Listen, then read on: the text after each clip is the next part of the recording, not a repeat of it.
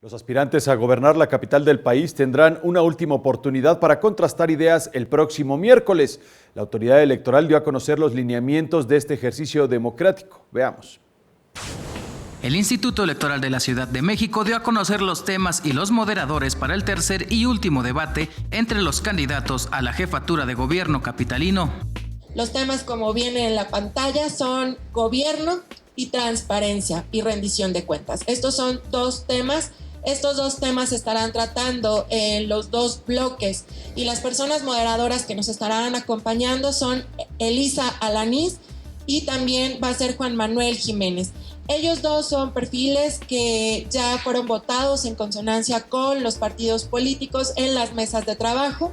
También anunciaron la dinámica de cómo se realizará este tercer debate entre los candidatos a gobernar la Ciudad de México. Primero se hará una pregunta detonadora a cada una de las personas candidatas. Es una pregunta diferente para cada quien. Posteriormente se hará uso de un tiempo en el cual nos dirán cómo piensan hacer estas propuestas. Esto tiene una duración de 5 minutos. Al final nos podrán decir qué harán durante esos 100 primeros días de gobierno. Así es como el Instituto Electoral de la Ciudad de México realizará el tercer debate entre los candidatos a la jefatura de gobierno, que será transmitido en por lo menos 200 comercios y un total de 544 pantallas ubicadas en 66 estaciones de la red del metro, con el fin de promover entre la ciudadanía un voto razonado e informado. Con imágenes de Sergio Villanueva, Héctor Mendoza, 21 Noticias.